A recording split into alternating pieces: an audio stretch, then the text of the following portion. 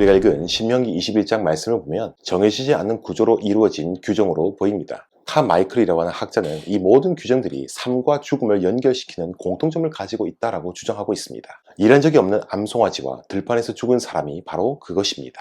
전장에서 사로잡은 여성은 슬퍼한 이후에 부모로부터 격리되고 더 이상 그들을 보지 못할 것이며 이스라엘 사람의 아내라는 새로운 삶을 살아가야 됩니다. 죽음을 앞둔 아버지의 장남의 삶을 무시해서는 안 되며 참된 부모는 자녀에게 징계를 통하여 그의 생명을 보존하기 위해서 노력해야 하는 것입니다. 그러나 도저히 교정이 불가능한 상태에 자녀가 도달하게 되면 그를 죽음에 내던져야 하는 것입니다. 또한 나무에 달려 죽은 범죄자를 해가 지기 전에 처리해서 땅을 부정하게 해서는 안 되는 것입니다. 왜냐하면 이스라엘이 여호와께 선물로 받은 땅은 살아있는 땅이기 때문에 황폐하거나 오염되도록 내버려 두어서는 안 되기 때문입니다. 이렇게 삶과 죽음이라고 하는 양극단을 가지고 이스라엘 백성들에게 제시하고 있다는 것입니다. 확실한 것은 신명기 21장 말씀은 신명기 내에서 전혀 다르거나 비정형적인 규칙을 가진 장이 아니다라는 겁니다. 이전에 19장에서처럼 살인하지 말라라는 10계명과 연결이 되어 있으며 하나님께서 주신 땅에 대해서 이스라엘이 결코 무지한 사람의 피로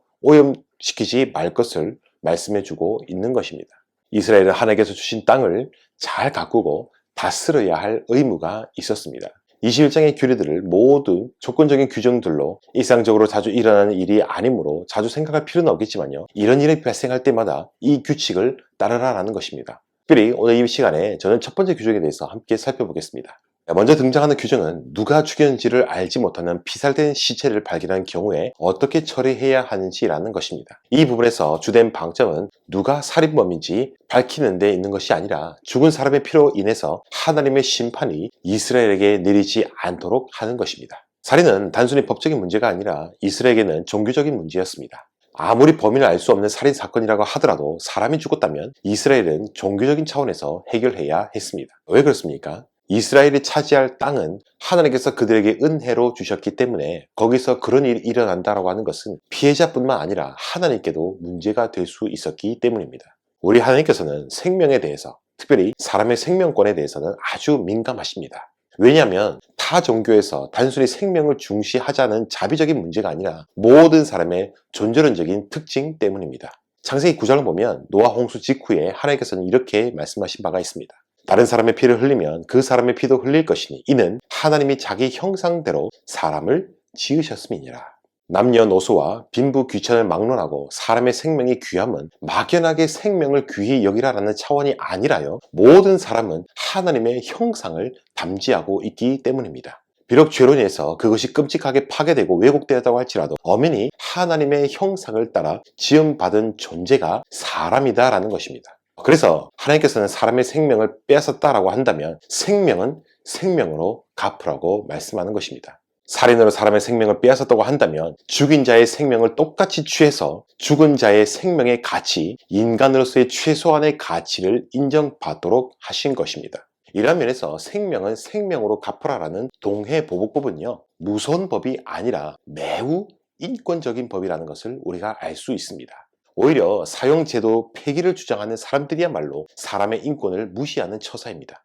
죽임당한 자의 생명은 경시하고 살인자의 생명을 존중하려고 하는 것은 범죄자의 손을 들어주는 것으로 하나님의 공의에 부합하지도 않는 부당한 처사입니다. 생명은 그 생명으로서의 최소한의 가치를 인정받아야 하고요. 사람은 그 사람으로서의 최소한 존엄성과 그 가치를 인정받아야 할 필요가 있는 것입니다. 비슷한 맥락으로 오늘 우리가 읽었던 규정에서 비록 살인범을 알 수 없는 죽은 자라고 할지라도 그 역시 생명의 존엄성, 가치를 인정받아야 한다는 것입니다. 그렇지 않는다고 한다면 그 역시 하나님의 형상으로서 창조된 인간으로서 인권을 보장받아야 되는데 이를 무시함으로 하나님의 형상을 무시하고 하나님께서 주신 땅에서 부정함을 행하는 모습이 될 것이다 라는 겁니다. 이를 내버려 둔다면 공의의 하나님께서는 그 핏값을 땅에 거류하고 있었던 이스라엘 백성들에게서 찾으려 하실 것입니다. 바로 이러한 애매한 경우, 이러한 경우를 대비해서 하나님께서는 이스라엘에게 해결할 수 있는 규정을 주신 것입니다. 3절에서 보시면 피살된 곳에서 가까운 장로들을 불러 아직 부리지 않은 암송아지를 취해서 그 목을 꺾으라 라고 하고 있습니다. 여기서 목을 꺾는다고 하는 것은 이 송아지는 제물로 사용되는 것이 아니라는 사실입니다. 짐승의 목을 꺾는다는 것은요, 제물로 사용할 수 없는 짐승을 죽일 때 사용하는 방법이었습니다. 물론 아직 부리지 않은 암송아지라는 것은 제물로서 쓰기 적합한 짐승이라는 것은 사실입니다. 그런데 여기서 암송아지는 제물로서 사용하지 않습니다. 6절에서 보시면 장로들이 암송아지를 목을 꺾은 다음에 그 위에서 손을 씻으라 라고 합니다. 성경에서 피가 가득한 손은 죄를 뜻하는데 손을 씻는다라는 것은 결백함을 상징하는 행위입니다. 이 행위를 통해서 이스라엘은 하나님의 진노를 피해야 됐습니다. 그래서 9절에서 이렇게 말씀하고 있죠. 너는 이와 같이 여호와께서 보시기에 정직한 일을 행하여 무죄한 자의 피를 흘린 죄를 너희 중에서 제할지니라. 그런데 송아지의 목을 꺾고 그 위에서 손을 씻는 행위가 의미하는 것이 과연 무엇일까요? 아마도 암송아지의 죽음은 알지 못하는 살인사건을 제어하는 것으로 이 땅에서 죄를 제거하는 효과를 지니고 있는 것으로 볼 수도 있습니다. 죽은 시체처럼 인적이 드문 곳에서 가서 송아지가 죽임을 당하는 것도 이를 반증하고 있는 것입니다. 결국 죽은 시체에 대한 책임은 가까운 공동체가 지지만 자신들은 이 일에 대해서 무죄함을 입증하기 위해서 그 위에서 손을 씻는 것입니다. 비록 이 사건에서 살인범이 잡히지 않았으나 이 문제는 매우 엄중한 문제이기 때문에 장로들이 엄숙하게 이런 예식을 행하면서 자신의 결백을 하나님께 인정받고 선포받아야 했습니다. 결론적으로 하나님께서 주신 아름다운 땅에서 인권이 최고로 유린당하는 살인이 일어나서는 안 되며 원인을 알 수 없는 살인이라고 할지라도 이 무죄한 피해에 대한 처리를 완벽하게 함으로써 하나님의 진노를 피해야 했습니다. 그리고 손을 씻으면서 이 죄에 대해 결백을 주장하면서 하나님의 심판을 피할 수 있는 길을 그들에게 주신 것입니다.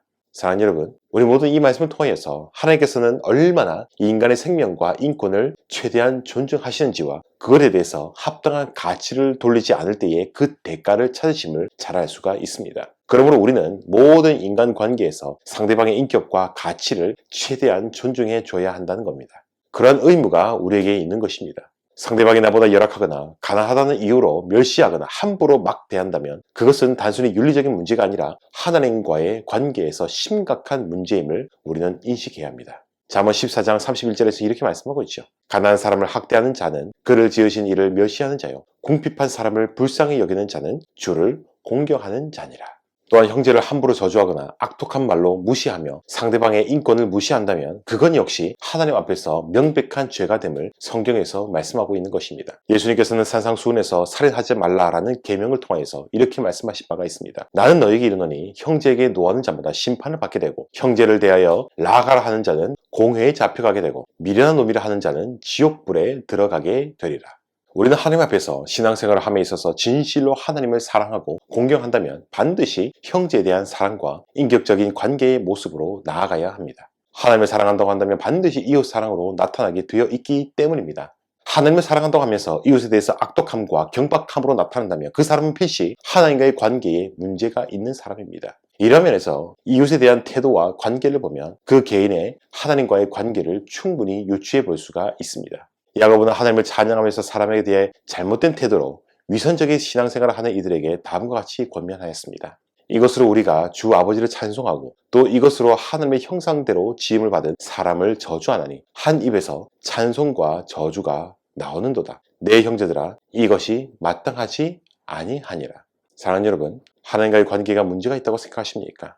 이웃에 대한 나의 태도와 마음가짐을 되돌아보시기 바랍니다. 이웃에 대해서 경멸하거나 잘못된 태도를 가지고 계십니까? 필시 하나님과의 관계가 큰 문제가 생겼다라는 뜻입니다.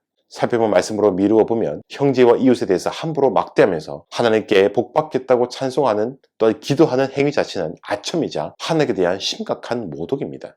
정말 하나님께 큰 은혜를 받는 사람이라고 한다면 형제와 이웃에 대해서 태도가 변할 수밖에 없는 것입니다. 어떻게 해요? 하나님 아버지의 성품을 담도록 말입니다. 정말 은혜 받은 사람이라고 한다면 형제와 이웃에 대한 변화된 태도와 성품으로 나타내야 됩니다. 구원받은 자로서 합당한 모습으로 말입니다. 모든 경우에 100% 다 적용할 수 없겠지만요. 혹시나 자신의 기도 응답 문제나 신앙생활에 큰 어려움을 겪고 있다고 한다면 오늘의 말씀에 비추어서 형제와 이웃에 대한 자신의 태도를 되돌아보시기 바랍니다. 혹여나 하나님의 말씀에 미흡한 부분이 있다고 한다면 이 시간에 간절히 은혜를 구하셔서 잘못된 태도를 버리시기 바랍니다. 하나님께서 원하시는 모습으로 하나님께 영광 돌리는 우리의 모든 삶이 되도록 끝까지 전진하며 견인할 수 있는 저와 여러분 될 수 있기를 주님의 이름으로 간절히 소망드립니다. 감사합니다.